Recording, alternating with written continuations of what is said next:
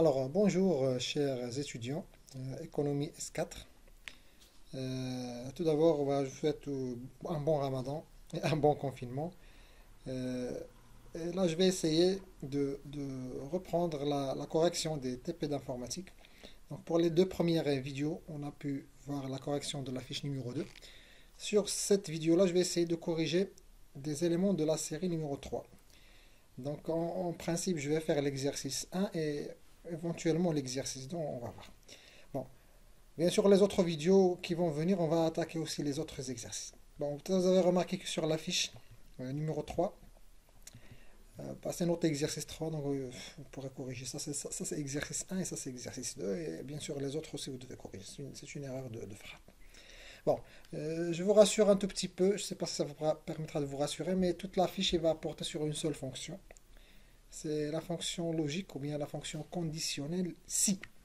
Donc, c'est-à-dire, si vous avez déjà vu en présentiel quelques fonctions, la somme, la moyenne, le max, le min, etc., qui sont des fonctions arithmétiques, et je crois que j'avais déjà expliqué ça, c'est-à-dire leur résultat, c'est des valeurs arithmétiques, ce qui sont basées sur des opérateurs arithmétiques, la somme, la multiplication, la division, etc., etc.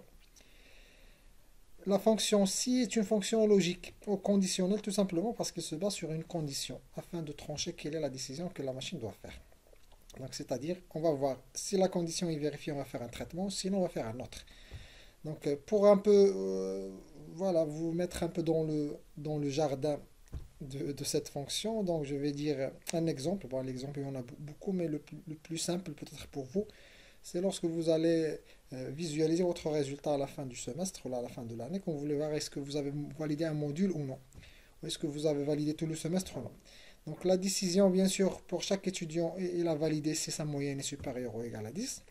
Oui, il n'a pas validé ou bien c'est rattrapage si jamais sa moyenne est inférieure ou égale, c'est inférieur, pardon, à strictement à 10. Donc, si je veux faire ce traitement pour tous les étudiants à la faculté, ça me prendra des jours et des jours. Donc, je vais faire un traitement pour un seul étudiant, comme ce qu'on avait vu avec Excel, et on va essayer de copier ce traitement sur tous les autres étudiants.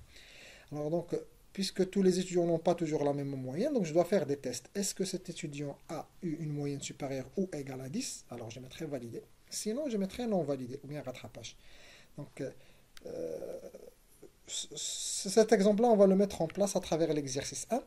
Mais bien avant, je vais citer un peu la syntaxe que vous trouvez dans la fiche. La syntaxe est là. Donc vous mettez égal si, vous mettez la condition, point virgule la valeur 1, point virgule la valeur 2. Donc condition, c'est la contrainte, c'est charte. C'est qu'est-ce que vous voulez vérifier.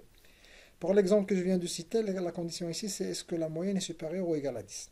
Donc cette condition, elle est logique parce que c'est oui ou non, il n'y a pas d'autre chose. Et oui, il est supérieur ou égal à 10, non, il n'est pas supérieur ou égal à 10. Donc s'il est supérieur ou égal à 10, premier point virgule, c'est oui.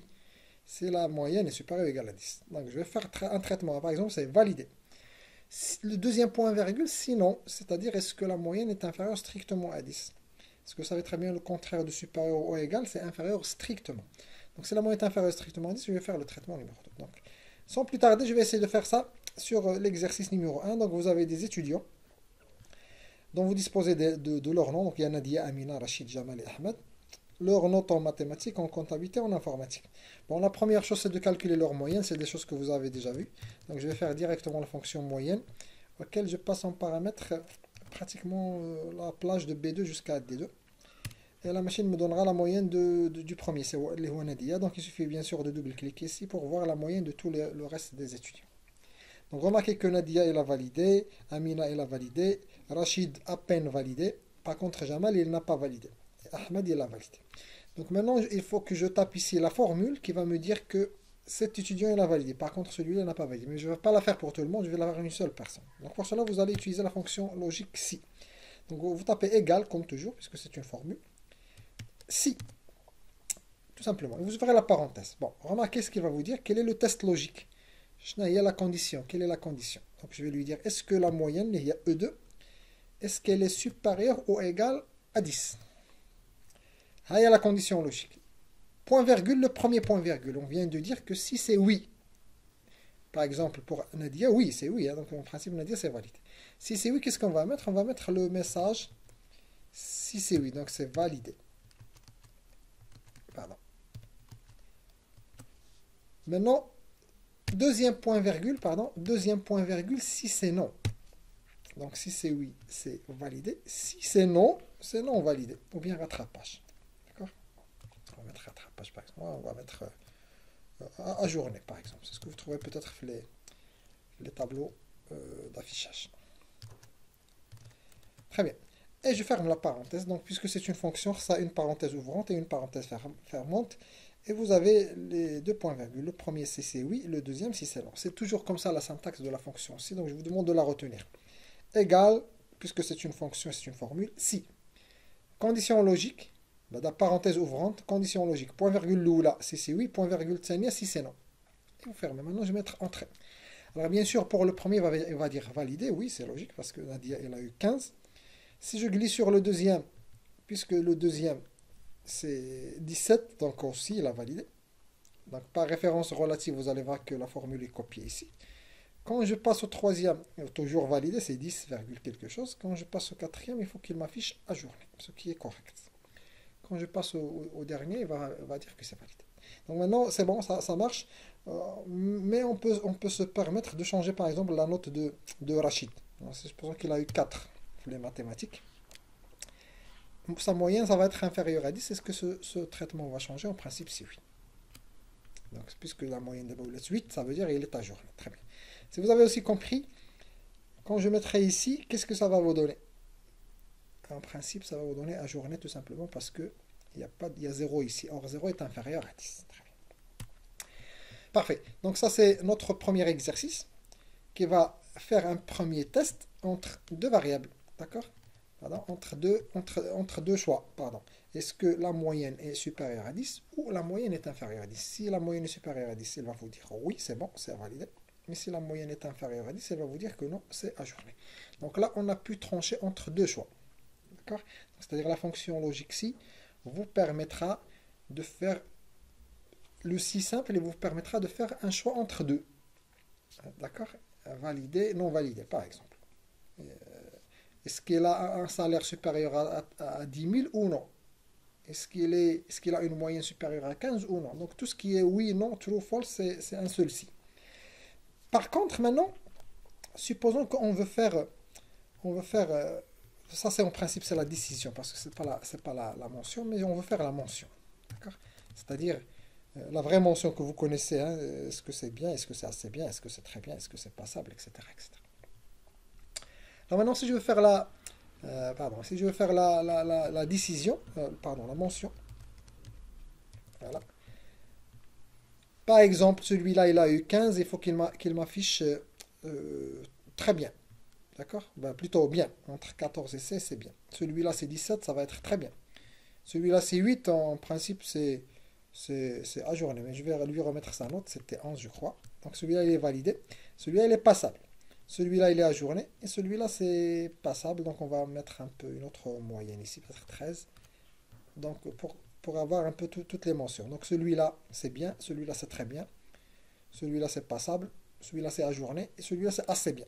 D'accord? Donc il y a 5 choix en principe. 5 choix dans cette formule-là. Maintenant, si je fais un seul si, ça va poser un petit problème. Parce que si, ça va vous donner le choix entre deux choses uniquement. Mais si je veux faire plusieurs choix, il y en a 5. Alors dans ce cas, vous êtes amené à faire ce qu'on appelle les si imbriqués. C'est ce que vous avez ici dans votre fiche. C'est la deuxième partie. C'est ce qu'on appelle si imbriqués. Si on a plusieurs choix. D'accord? Alors la solution, c'est utiliser la condition logique ou conditionnelle imbriquée. Imbriquée, c'est-à-dire une à l'intérieur de l'autre. La syntaxe, il a dit, si la condition, alors valeur 1. Sinon, je fais une autre si à l'intérieur du premier si. Condition 2, alors valeur 2. Sinon, si valeur 3, si valeur 4, si, si. Donc je pourrais imbriquer plusieurs si. C'est ce que je vais essayer de faire à travers cet exercice ici, en lui disant. Maintenant, on va faire le premier si. On va lui dire. Si la moyenne, qui se trouve en E2, par exemple, est inférieure strictement à 10. Alors, quand la moyenne inférieure strictement à 10, ça veut dire qu'il a eu 9 ou inférieur. D'accord? Inférieur strictement à 10, donc c'est 9,99. Tout ça, c'est ajourné. Donc, si c'est ça, c'est ajourné.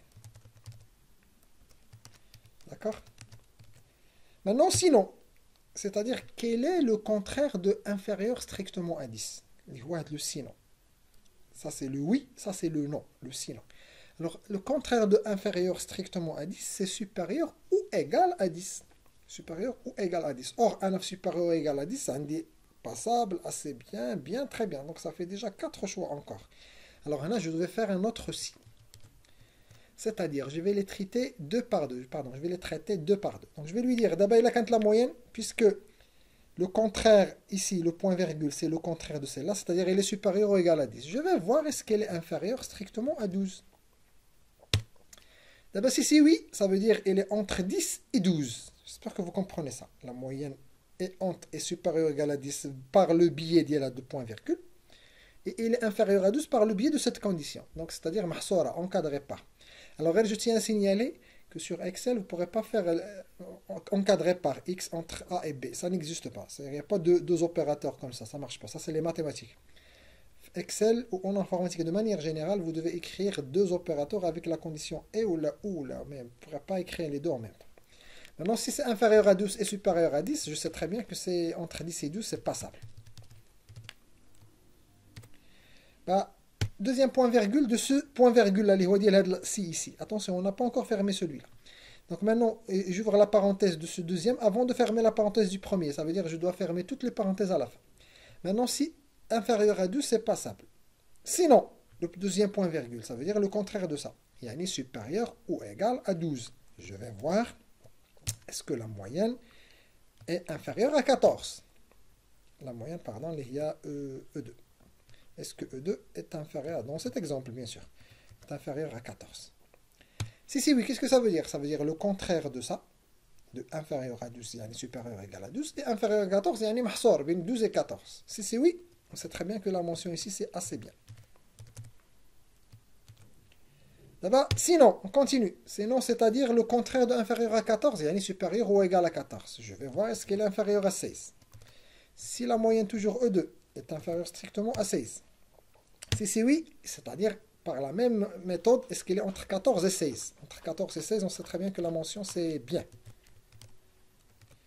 D'abord, sinon, c'est le contraire de inférieur ou égal, inférieur strictement à 16, yani supérieur ou égal à 16. Donc ça veut dire qu'elle est supérieure ou égale à 16. La mention ici c'est très bien. C'est pas la peine de faire un autre test parce que akbar min 16, ça veut dire que c'est très bien. Très bien, je vais fermer le si, la parenthèse de ce dernier ci. Ensuite, je ferme la parenthèse de ci suivant. Ensuite, je ferme la parenthèse de ce troisième. Et je ferme la parenthèse de ce quatrième. Puisqu'on a ouvert 4 parenthèses, je dois fermer 4 parenthèses. Obligatoirement. Alors, il y a une petite règle à suivre. Il y a quel est le nombre de si que je vais faire? Quel est le nombre de si que je vais faire? Je dis toujours à mes étudiants que vous pourrez suivre une règle. Si vous avez n choix, alors vous devez utiliser n-1 fois la fonction si. n-1 si. Par exemple, ici, on en a 5 choix, les huma, ajourné, passable, assez bien, bien, très bien, ça fait 5. Alors je dois utiliser 4 si. Si vous avez 3 choix, vous allez utiliser 2 si. Alors 3 choix, par exemple, vous connaissez tous, par exemple, le problème de la consommation de l'eau. Hein. Vous êtes première tranche, deuxième tranche, troisième tranche. Donc ça fait déjà 3 choix. Et sur chaque tranche, on va facturer avec un coût différent. Donc si vous êtes dans la première tranche, c'est 10 dirhams. Si vous êtes dans la deuxième, c'est 15 dirhams. Si vous êtes dans la troisième, c'est 25 dirhams, par exemple. Donc là, j'ai pas 2 choix, mais j'ai 3. Donc je dois utiliser 2 fois si. Donc la règle générale à retenir, je répète, le nombre de si, dépend du nombre de choix. Donc si vous avez n choix, avec n appartenant à n, un nombre entier positif, le nombre de si c'est n moins 1 fois si, tout simplement. Donc maintenant je vais mettre entrée. Alors pour celui-là, puisqu'il a trouvé 15, il est entre 15 et 16, 14 et 16, donc c'est bien. Pour celui-là, puisque c'est supérieur à 16, ça va faire très bien. Pour celui-là, il est passable. Pour celui-là, il est ajourné. Et pour celui-là, il est assez bien. Donc maintenant, vous connaissez comment on fait la scolarité pour mettre les mentions, etc. C'est-à-dire, on ne va pas faire le travail de 25 000 étudiants, mais on va faire que d'un seul. Et on va glisser sur les autres. D'accord? Avec la méthode de la référence relative de Excel, copier-coller, en un clin d'œil, vous avez tout ce qu'il faut. Donc j'affiche une dernière fois les formules avant d'arrêter cette vidéo. Alors les formules sont les suivantes. Donc pour la moyenne, c'est la fonction moyenne, bien sûr, que vous connaissez déjà. Ce qui est nouveau aujourd'hui, c'est la fonction logique si. Donc pour le premier test qui va nous dire est-ce que c'est ajourné ou la valider, puisque vous avez deux choix, ça veut dire que vous allez faire une seule fois ici. Si la moyenne est supérieure ou égale à 10, donc c'est bien validé ou bien ajourné. Et vous glissez sur le reste. Donc vous allez voir que c'est E2, E3, E4, E5 parce que c'est la référence relative. Pour le deuxième test, pardon, parce que j'ai écrit ici, mention. Vous allez faire plusieurs tests, d'accord, avec ici imbriqués. Alors imbriqué, yani à l'intérieur de l'autre. Donc si E2 inférieur à 10 à journée, sinon il est inférieur à 12 passable, sinon s'il est inférieur à 14 c'est bien, sinon s'il est inférieur à 16, bien, sinon c'est très bien. D'accord? Ça veut dire que si vous avez 10 choix, là vous devez écrire 9 si. Vous n'avez pas le choix, vous devez le faire. D'accord? Donc n choix, ça donne n-1. n-1 fois la fonction. C'est donc remarquez ici que je n'ai pas utilisé la référence absolue, j'utilise la référence relative parce que les données bougent. Et chaque étudiant il a ses propres notes. Voilà, donc je vais m'arrêter ici pour cet exercice. On se voit dans l'exercice suivant.